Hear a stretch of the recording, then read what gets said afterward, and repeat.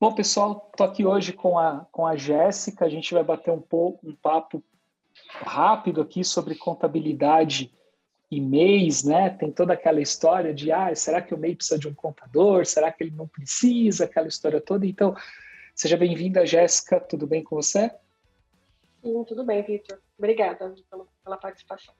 Imagina, legal.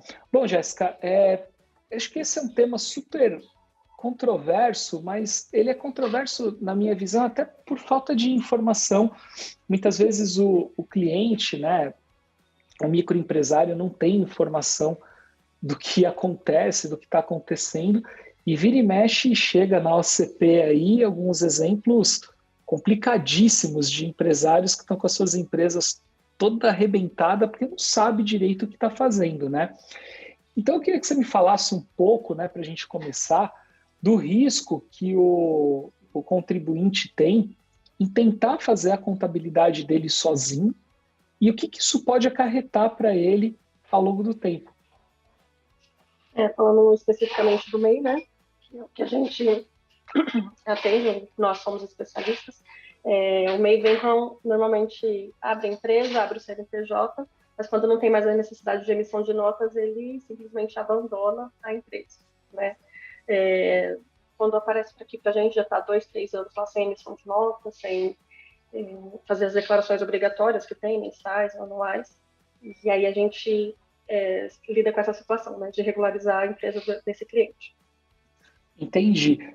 Pelo que você está me dizendo, assim, às vezes o MEI abriu lá a empresa porque, sei lá, o governo vende como uma coisa fácil, então ele simplesmente vai lá, abre a empresa, emite nota por um tempo e larga ela lá. Quer dizer, aí, sei lá, arruma um emprego, vira CLT, larga essa empresa lá, e aí depois de, sei lá, 2 anos, 3 anos, ele lembra que a empresa existe, vai usar ela para emitir uma nota e aí ele descobre que a empresa está toda irregular. É isso que você está me dizendo? Exato, e na maioria das vezes com esse período, né, sem estar cuidando da empresa, entregando as obrigações da empresa, então acaba que o CNPJ se torna inapto, ele não vai conseguir emitir nota, e acaba tendo uma urgência em regularizar a empresa.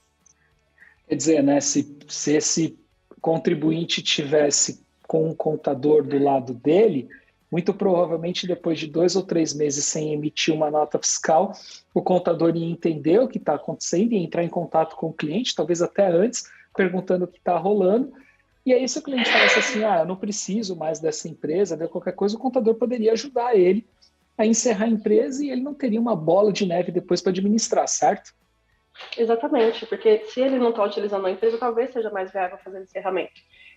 Esse cliente que aí está se tornando, tinha o CNPJ, agora está se tornando CLT, por exemplo.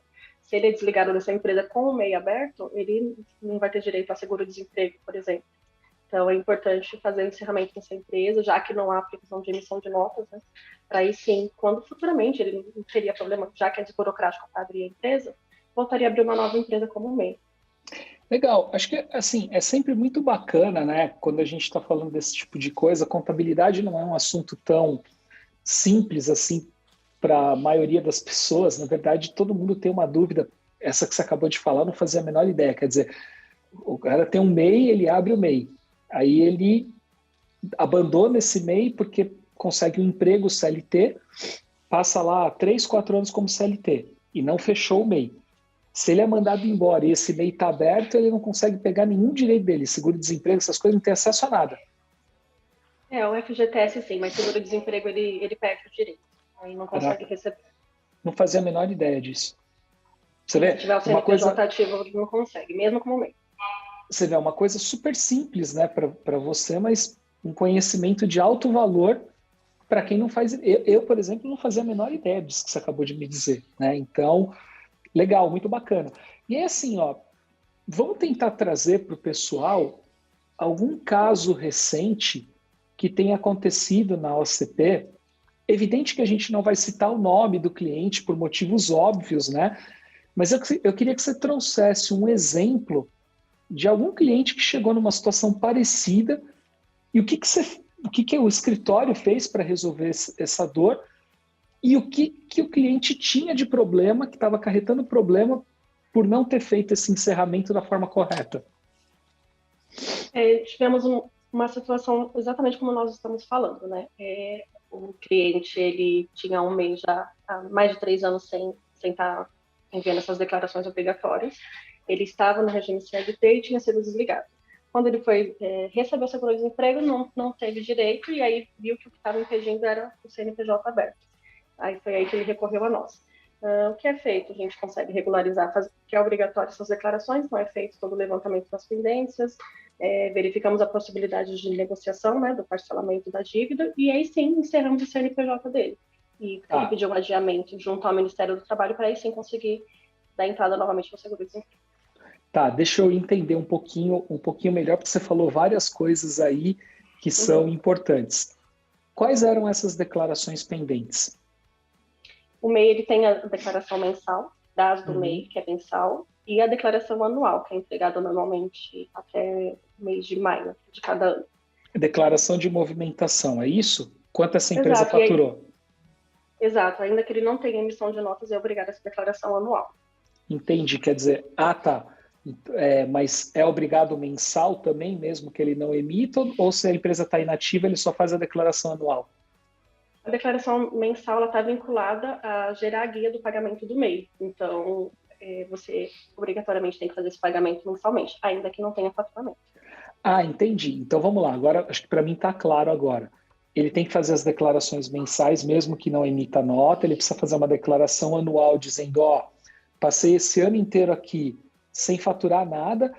E ele tem aquela taxinha de 40 e poucos reais por mês que ele precisa pagar, não é isso?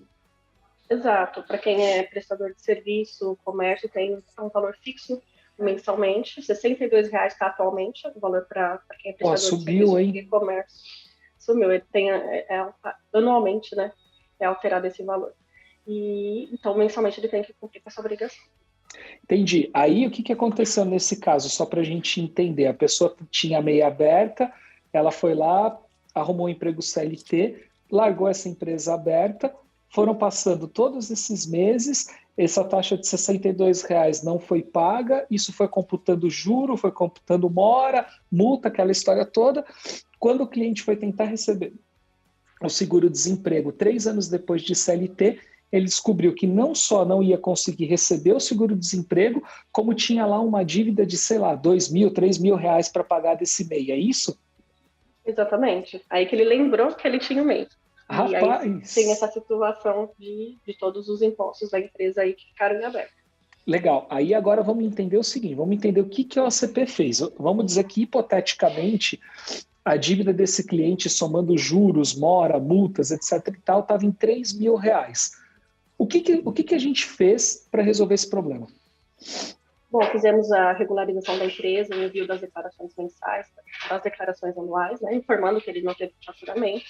E aí sim solicitamos junto à Receita Federal o parcelamento desse débito. Ele não teve como se livrar disso, ele teve que pagar. Sim, é um valor devido, né? Enquanto o CNPJ está ativo, você tem que fazer esse pagamento aqui. Mesmo ele dizendo que não estava usando a empresa, quer dizer, o MEI não tem chororô também. Você estava com a empresa aberta, você tem que pagar esse negócio. Exatamente, esse é o motivo. Se você não tem pretensão de emissão de notas, não vai mexer com a empresa, é mais fácil encerrar o CNPJ. Entendi. E aí, beleza. Aí ele tinha lá um débito, a gente conseguiu parcelar isso, mas não tem nenhum programa de acontecer nesse momento de, sei lá, eliminar multa, eliminar juro, isso não está rolando. Ele teve que pagar o valor integral que ele devia. Atualmente não tem nenhum programa do governo para negociação dos juros desse débito. Nem para MEI, nem para Simples Nacional, atualmente não tem. E você conseguiu, a gente conseguiu parcelar isso em quantas vezes para o cliente pagar? Para a opção dele, ele fez um pagamento mensal em torno de R$50. Nossa, vai levar, sei lá, 60 meses para pagar isso daí. Mais de 60 meses para fazer o pagamento, exatamente. Entendi. Bom, mas pelo menos ele se livrou do problema e aí, feito isso, ele consegue, então, receber o seguro-desemprego depois. Tivemos que solicitar o encerramento do mês, já que ele não pretendia emitir notas novamente. Então, nós, após a regularização, ainda assim, com esse parcelamento ativo, é possível encerrar o CNPJ. Então, encerramos o CNPJ, a inscrição municipal da empresa, para ele poder dar entrada no seguro-desemprego novamente. Entendi. Então, ele Nossa, que legal. Ele fez o parcelamento da dívida e mesmo assim ele consegue encerrar a empresa? Consegue encerrar, não é necessário estar quitado essa negociação. Mesmo com o parcelamento ativo, ele consegue pagar o parcelamento e encerrar o CNPJ.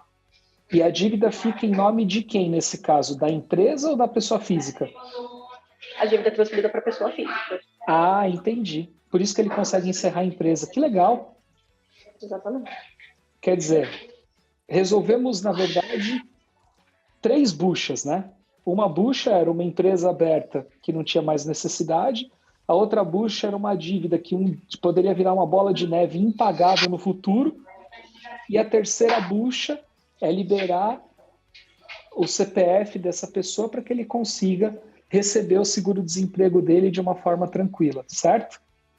Exatamente. E no futuro, se ele precisar voltar aí no final parcelamento e ter essa empresa ativa, ele consegue abrir um novo CNPJ.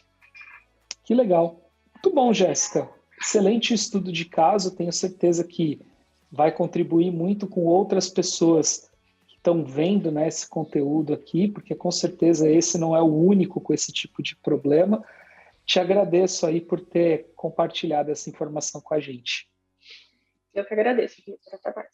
Imagina.